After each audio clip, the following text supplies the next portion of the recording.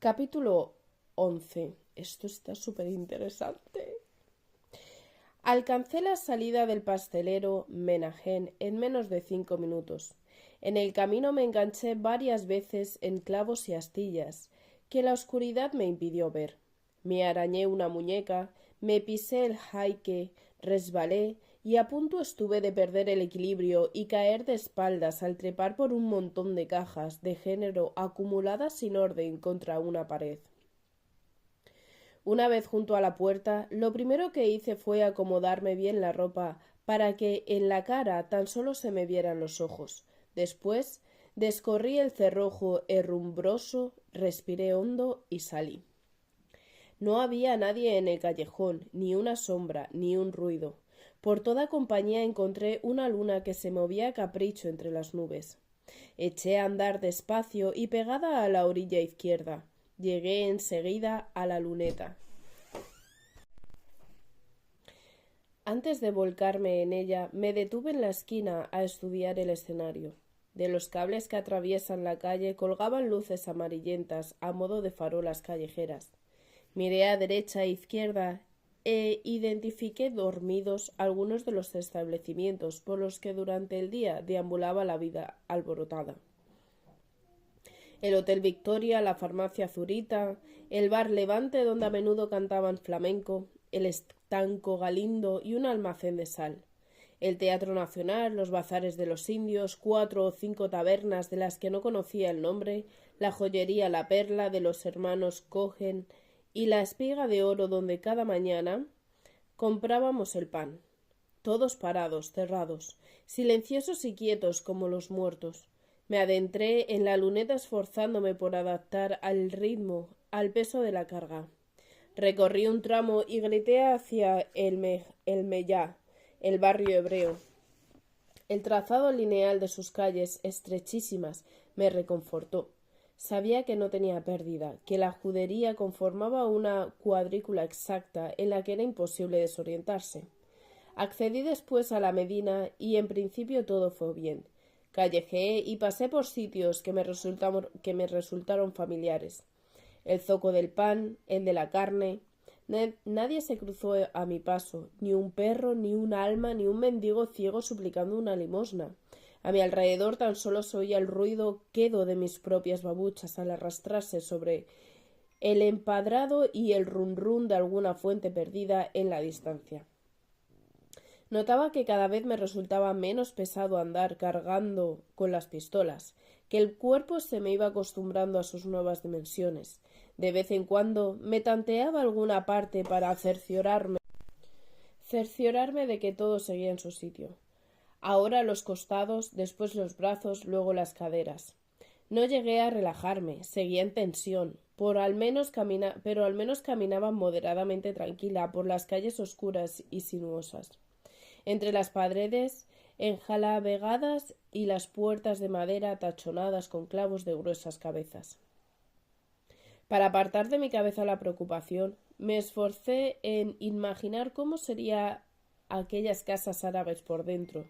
Había oído que hermosas y frescas, con patios, con fuentes y galerías de mosaicos y azulejos, con techos de madera repujada y el sol acariciando las azoteas.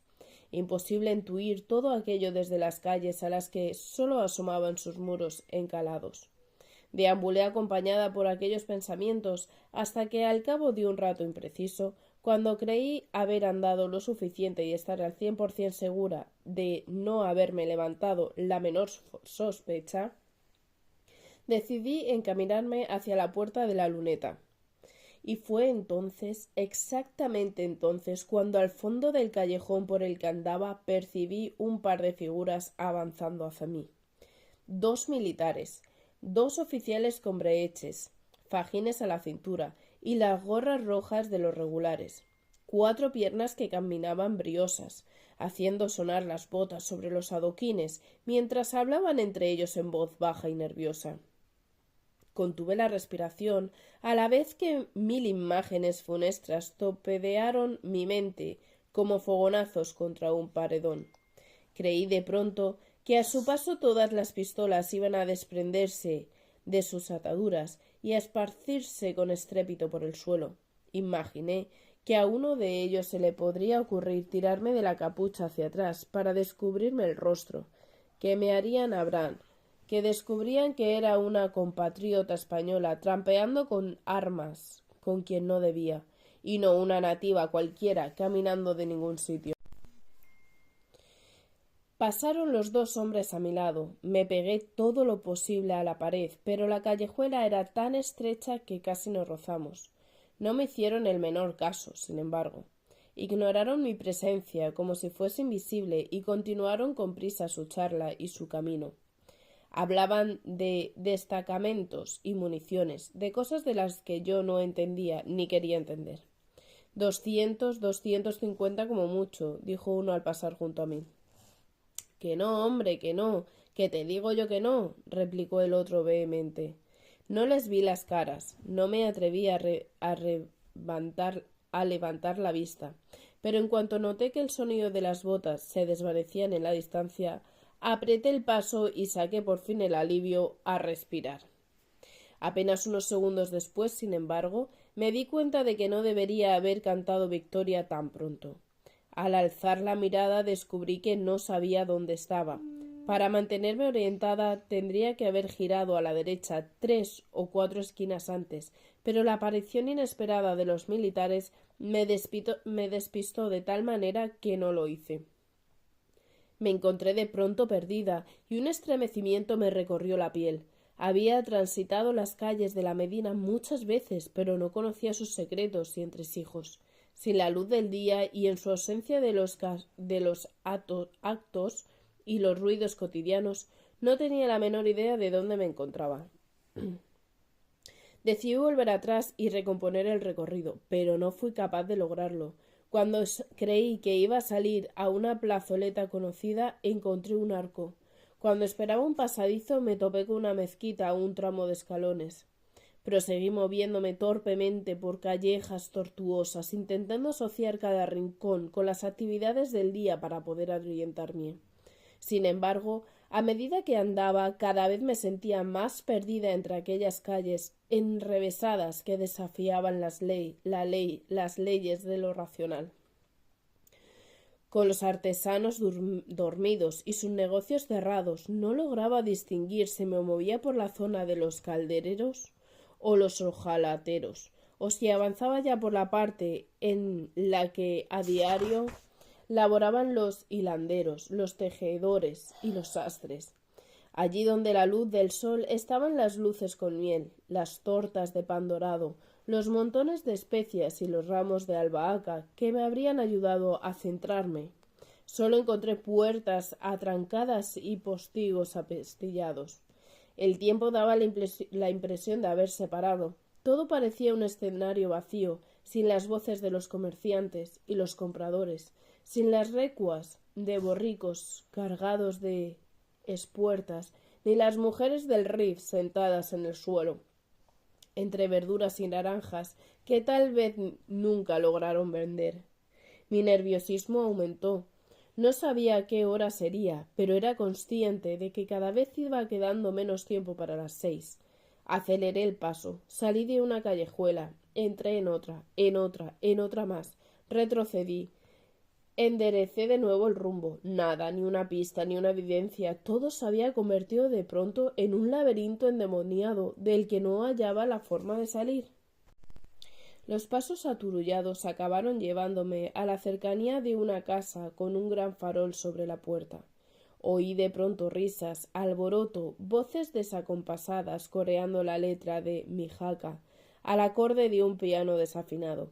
Decidí aproximarme, ansiosa por dar con alguna referencia que me permitiera recuperar el sentido de la ubicación. Apenas me quedaban unos metros para alcanzarlo cuando una pareja salió atropellada del local, hablando en español. Un hombre con apariencia de ir bebido, aferrado a una mujer madura teñida de rubio que reía a carcajadas. Me di entonces cuenta de que estaba ante un burdel, pero ya era demasiado tarde para hacerme pasar por una nativa desgastada. La pareja estaba tan solo unos pasos de mí. «Morita, vente conmigo, Morita, guapa, que tengo una cosa que enseñarte. Mira, mira, Morita», dijo babeante el hombre alargando un brazo hacia mí, mientras con la otra mano se agarraba obsceno la entrepierna. La mujer intentó contenerle, sujetándole entre risas, mientras yo, de un salto, me aparté de su alcance y emprendí una carrera alocada, ceñiendo con todas mis fuerzas el jaique al cuerpo. Atrás dejé el prostíbulo lleno de carne de cuartel que jugaba al tute, berreaba coplas y sobaba con furia a las mujeres, evadidos todos momentáneamente de la certeza de que cualquier día próximo cruzarían el estrecho para enfrentarse a la macabra realidad de la guerra. Y entonces, al alejarme de adentro con toda la prisa del mundo, pegada a la suela de mis babuchas, la suerte por fin se puso de mi lado e hizo que me diera de bruces con el zoco el foqui al volver la esquina. Recobré el alivio por haber encontrado de nuevo la orientación. Por fin sabía cómo salir de aquella jaula en la que la Medina se había convertido. El tiempo volaba y yo hube de hacerlo también. Moviéndome con pasos tan largos y rápidos como mi coraza me permitía, alcancé en pocos minutos la puerta de la luneta. Un nuevo sobresalto, sin embargo, me esperaba junto a ella. Allí estaba uno de los temidos controles militares que habían impedido la entrada de los larachíes en Tetuán. Unos cuantos soldados, barreras de protección y un par de vehículos. Los efectivos suficientes como para intimidar a cualquiera que quisiera adentrarse en la ciudad con algún objetivo no del todo limpio.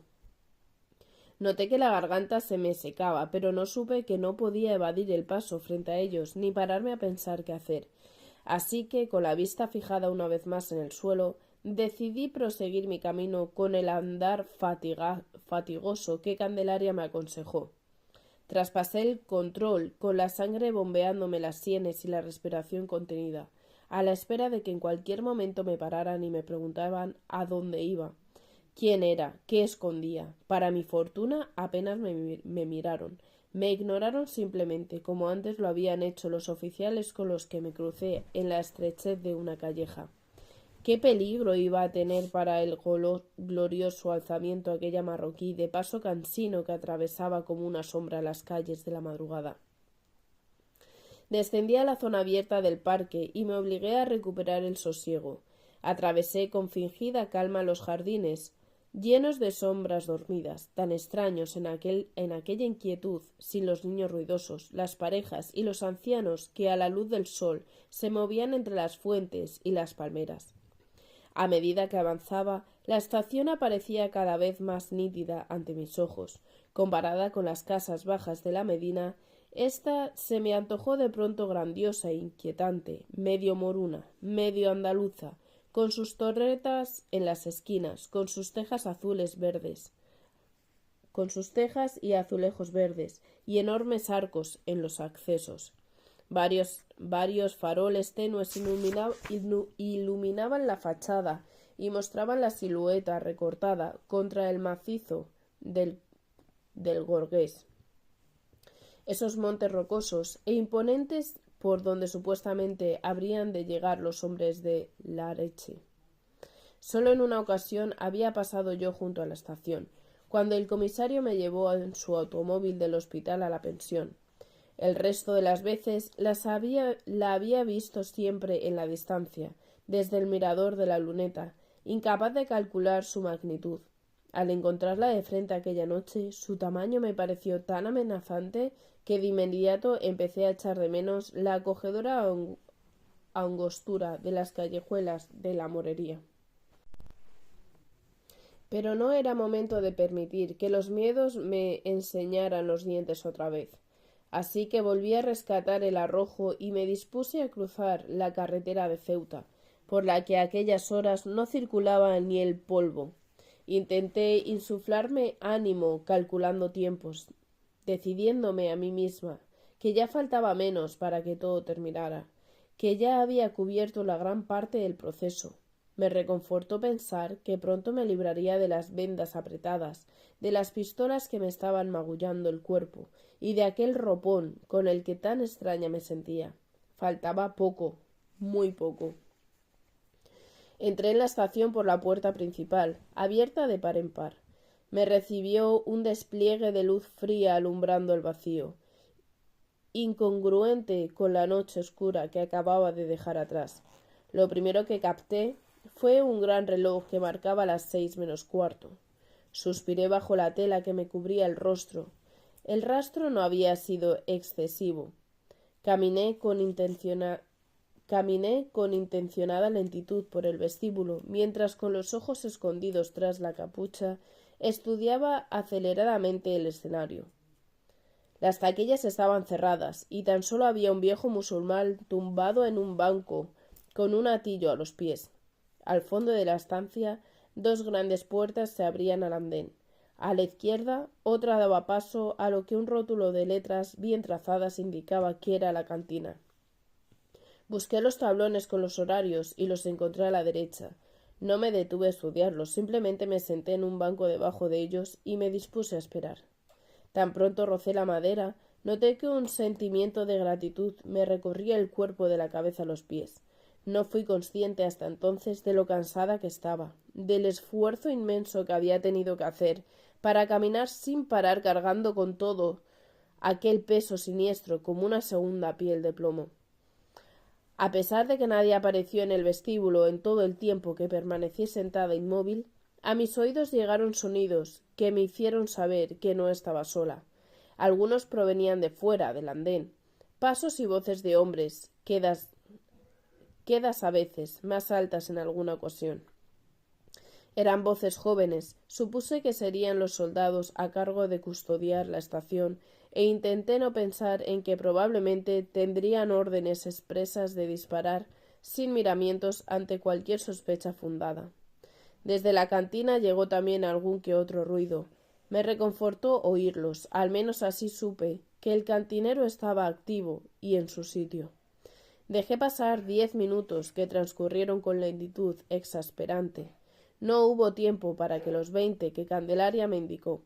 Cuando las manecillas del reloj marcaron las 6:05, hice acopio de fuerzas, me levanté pesadamente y me encaminé a mi destino. La cantina era grande y tenía al menos una docena de mesas, todas sin ocupar, excepto una en la que un hombre dormitaba con la cabeza escondida entre los brazos. A su lado descansaba vacío un porrón de vino. Me dirigí hacia el mostrador arrastrando las babuchas, sin tener la menor idea de qué era lo que debería decir o a lo que allí tenía que oír. Tras la barra, un hombre moreno y enjuto, con una colilla medio apagada entre los labios, se afanaba en colocar platos y tazas en pilas ordenadas, sin prestar en apariencia la menor atención a aquella mujer del rostro tapado, que a punto estaba de plantarse frente a él. Al verme alcanzar el mostrador, sin sacarse el resto de cigarrillo de la boca, dijo tan solo en voz alta y ostentosa: «A las 7:30, hasta las 7:30 no sale el tren». Y después, en tono bajo, añadió unas palabras en árabe que no comprendí. «Soy española, no la entiendo», murmuré tras el velo. Abrió la boca sin poder disimular su incredulidad, y el resto de su pitillo fue a parar al suelo en el descuido. Y entonces atropelladamente me transmitió el mensaje: «Vaya al urinario del andén y cierre la puerta, la están esperando». Deshice mi camino despacio, retorné al vestíbulo y de allí salí a la noche. Antes volví a reburgirme en el jaique y a alzarme el velo hasta que casi me rozó las pestañas. El ancho andén parecía vacío y frente a él no había nada más que el macizo rostro del Gorges, oscuro e inmenso. Los soldados, 4, estaban juntos, fumando y hablando bajo uno de los arcos que daban acceso a las vías. Se estremecieron cuando vieron entrar una sombra. Noté cómo se tensaban, cómo jugaban las botas y erguían las posturas, cómo aseguraban al hombro los fusiles. «¡Alto ahí!», gritó uno de ellos en cuanto me vio. Noté que el cuerpo se me agarrotaba bajo el metal de las armas pegadas. «Déjala, churruca, ¿no ves que es una morá?», dijo otro acto seguido. Me quedé parada, sin avanzar, sin retroceder. Tampoco ellos se aproximaron. Permanecieron donde estaban, a unos 20 o 30 metros, discutiendo qué hacer. «A mí lo mismo me da que sea una mora que una cristiana. El sargento ha dicho que tenemos que pedir identificación a todo el mundo». «Joder, churruca, qué torpe eres. Ya te hemos dicho 10 veces que se refería a todo el mundo español, no a los musulmanes. Que no te enteras, macho, aclaró otro. Los que no os enteráis sois vosotros. A ver, señora, documentación. Creí que las piernas se me iban a doblar, que me iba a caer desfallecida. Supuse que aquello ya era irremediablemente el fin. Contuve la respiración y noté como un sudor frío empapaba todos los recodos de mi piel. Mira que eres zocote, churruca, dijo a su espalda la voz de otro compañero, que las nativas no van a ir con una célula de identificación. A ver cuando aprendes que esto es África y no la plaza mayor de tu pueblo. Demasiado tarde. El soldado escrupuloso estaba ya a 2 pasos de mí, con una mano adelantada, esperando algún documento, mientras buscaba mi mirada entre los pliegues de tela que me cubrían.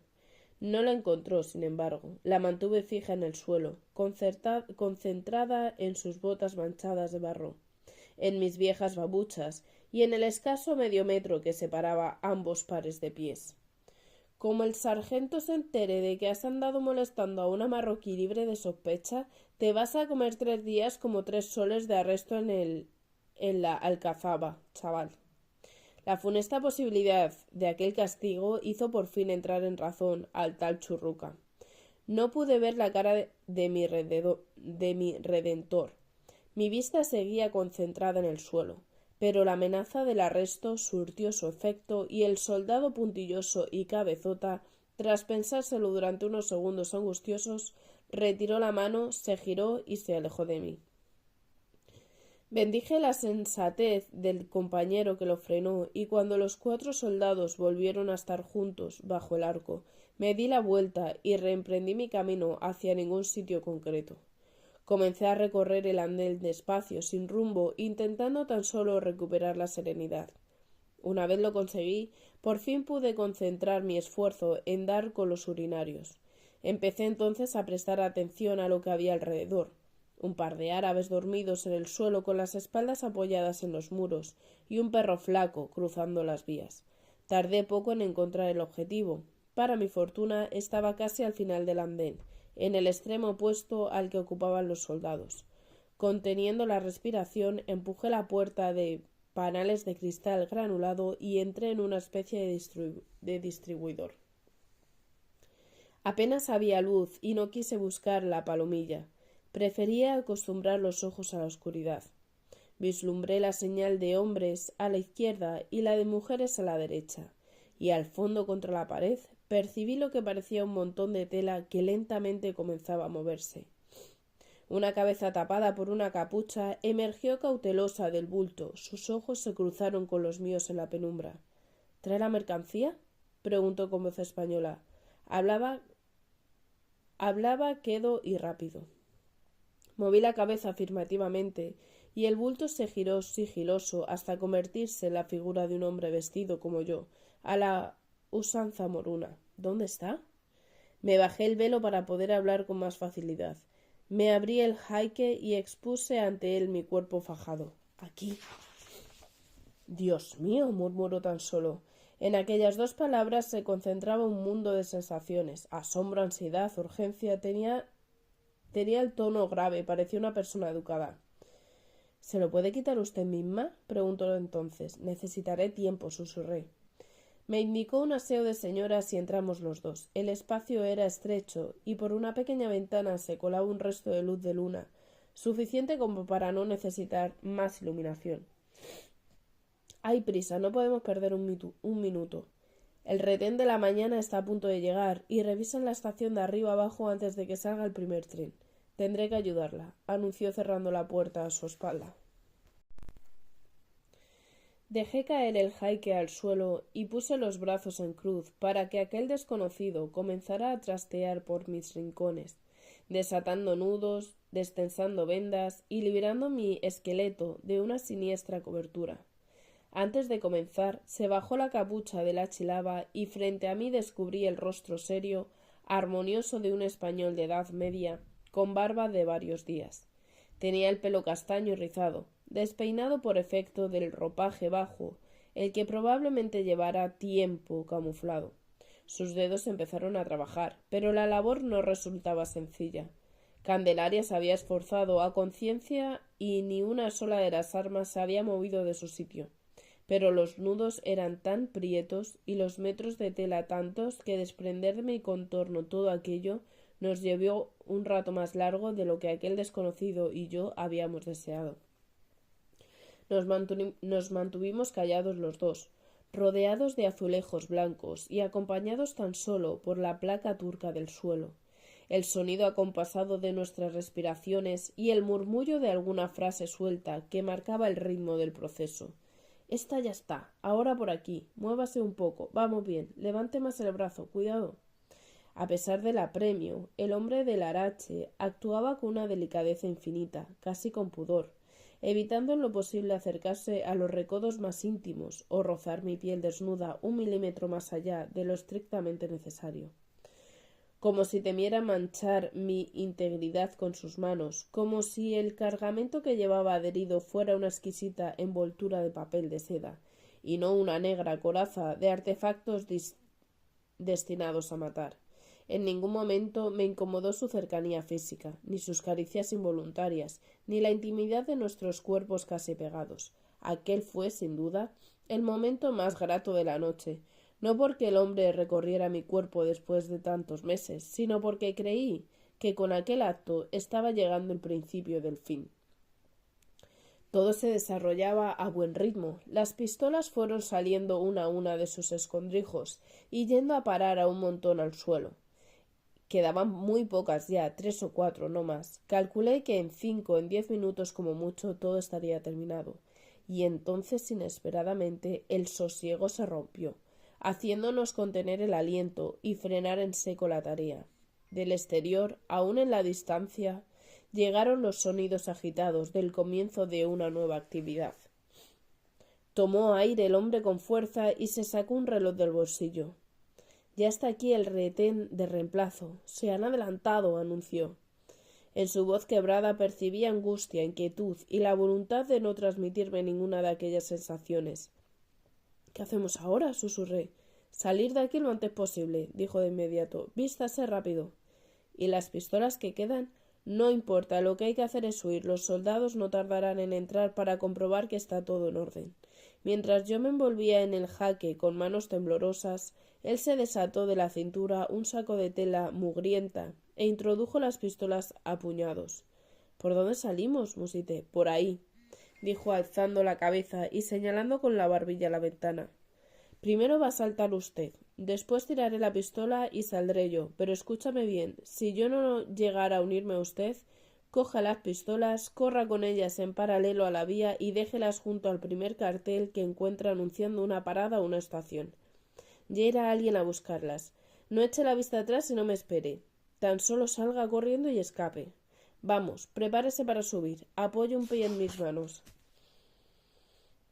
Miré la ventana alta y estrecha. Creí imposible que cupiéramos por ella, pero no lo dije. Estaba tan asustada que tan solo me dispuse a obedecer, confiado ciegamente en las decisiones de aquel masón anónimo, de quien jamás llegaría a conocer siquiera el nombre. —Espera un momento —anunció entonces como si hubiera olvidado algo. Se abrió la camisa de un tirón y del interior extrajo una pequeña bolsa de tela, una especie de faltriquera. —Guárdese antes esto. Es el dinero pactado, por si acaso la cosa se complica una vez fuera. —Pero aún quedan pistolas —tartamudeé mientras me palpaba el cuerpo. —No importa, usted ya ha cumplido su parte, así que debe cobrar —dijo mientras me colgaba la bolsa al cuello. Me dejé hacer inmóvil, como anestesiada. —Vamos, no podemos perder un segundo. Reaccioné por fin, apoyé un pie en sus manos cruzadas y me impulsé hasta agarrarme al borde de la ventana. —Ábrala deprisa —requirió—. Asómese, dígame rápido qué ve y qué oye. La ventana daba al campo oscuro. El movimiento provenía de otra zona, fuera del alcance de mi vista. Ruidos de motores, ruedas chirriando sobre la gravilla, pasos firmes, saludos y órdenes, y voces imperiosas repartiendo funciones. Con ímpetu, con brío, como si el mundo estuviera a punto de acabar cuando aún no había comenzado la mañana. —Pizarro y García, a la cantina Ruiz Albadejo, a las taquillas, vosotros a las oficinas y vosotros dos a los urinarios. Vamos, todos cagando leches, gritó alguien con rabiosa autoridad. No se ve a nadie, pero vienen hacia acá, anuncié con la cabeza aún fuera. Salte, ordenó entonces. No lo hice, la altura era inquietante, necesitaba sacar antes el cuerpo. Me negaba inconscientemente a salir sola. Quería que el hombre del Arache me asegurara que iba a venir conmigo, que me llevaría de su mano allá donde tuviera que ir. La agitación se oía cada vez más cerca, el rechinar de las botas sobre el suelo, las voces fuertes repartiendo objetivo, Quintero al urinario de las señoras, Villarta al de los hombres. No eran todas luces de reclutas desidiosos que encontré a mi llegada, sino una patrulla de hombres frescos con ansias por llenar de actividad el principio de su jornada. Salte y corra, repitió energético el hombre, agarrándome las piernas e impulsándome hacia arriba. Salté, caí y sobre mí cayó el saco de las pistolas. Apenas había alcanzado el suelo cuando oí el estruendo precipitado de las puertas abiertas a patadas. Lo único que llegó a mis oídos fueron los gritos broncos que increpaban a quien ya nunca más vi. ¿Qué haces en el urinario de mujeres, moro? ¿Qué andas tirando por la ventana? Villarta, rápido, sal a ver si ha arrojado algo al otro lado. Empecé a correr, a ciegas con furia, cobijada en la negrura de la noche y arrastrando el saco con las armas. Sorda, insensible, sin saber si me seguían ni querer preguntarme qué habría sido del hombre de la Arache frente al fusil del soldado.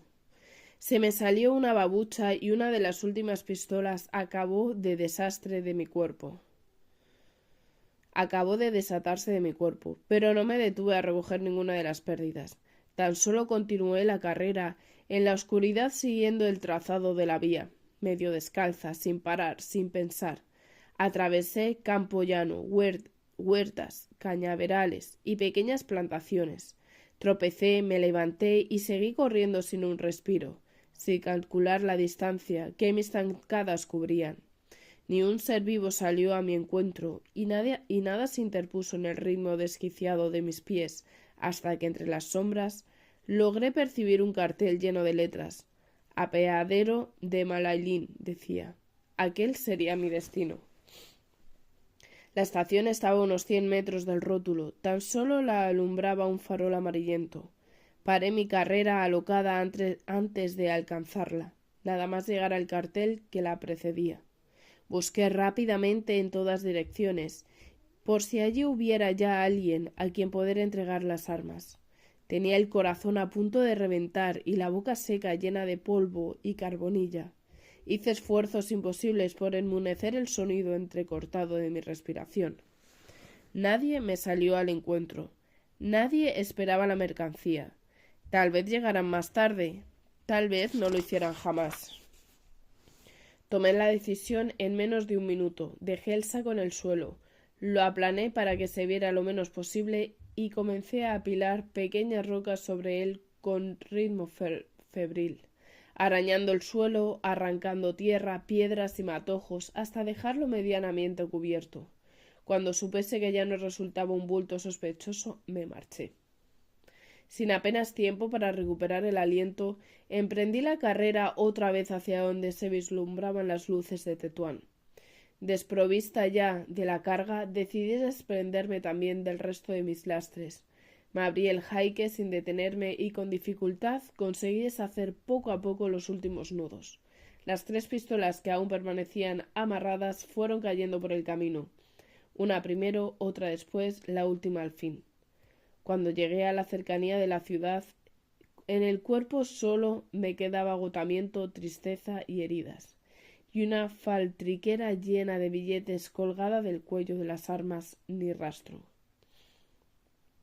Volví a incorporarme a la cuneta de la carretera de Ceuta y retomé el paso lento. Había perdido también la otra babucha, así que me camuflé de nuevo en la figura de una mora descalza y embozada que emprendía con cansancio el ascenso a la puerta de la luneta. Ya no me esforcé por simular un andar fatigado. Mis piernas simplemente no daban para más. Notaba los miembros entumecidos.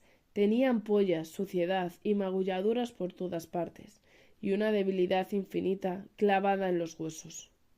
Me adentré en la ciudad cuando las sombras comenzaban a aclararse. En una mezquita cercana sonaba el muecín llamando a los musulmanes a la primera oración, y el cornetín del cuartel de intendencia tocaba diana. De la Gaceta de África salía caliente la prensa del día, y por la luneta circulaban entre bostezos los limpiabotas más madrugadores. El pastelero Menegén ya tenía encendido el horno y don Leandro andaba apilando el género de comando con el mandil bien amarrado a la cintura. Todas aquellas escenas cotidianas pasaron ante mis ojos como pasan las cosas ajenas, sin hacerme fijar la atención, sin dejar poso. Sabía que Candelaria se sentiría satisfecha cuando le entregara el dinero y me creería ejecutora de una proeza memorable. Yo, en cambio, no sentía en mi interior el menor rastro de nada parecido a la complacencia. Tan solo notaba el negro mordisco de una desazón inmensa. Mientras corría frenética por el campo, mientras clavaba las uñas en la tierra y tapaba con ella el saco, mientras caminaba por la carretera, a lo largo de todas las últimas acciones de aquella larga noche, por la mente se me había cruzado 1000 imágenes conformando secuencias distintas, con un solo protagonista, el hombre del Arache. En una de ellas, los soldados descubrían que no había tirado nada por la ventana, que todo había sido una falsa alarma, que aquel individuo no era más que un árabe somnoliento y confundido. Lo dejaban entonces marchar. El ejército tenía orden expresa de no importunar a la población nativa, a no ser que percibieran algo alarmante. En otra muy distinta, apenas abrió la puerta del urinario. El soldado comprobó que se trataba de un español emboscado. Lo arrinconó en el retrete, le apuntó con un fusil a 2 plomos de la cara y requirió refuerzos a grito. Llegaron estos, lo interrogaron, tal vez lo identificaron, tal vez se lo llevaron retenido al cuartel, tal vez él intentó huir y lo mataron de un tiro en la espalda cuando saltaba a las vías. En medio de las 2 premoniciones cabían 1000 secuencias más. Sin embargo, sabía que nunca lograría conocer cuál de ellas estaba más próxima a la certeza. Entré en el portal, exhausta y llena de temores. Sobre el mapa de Marruecos se alzaba la mañana.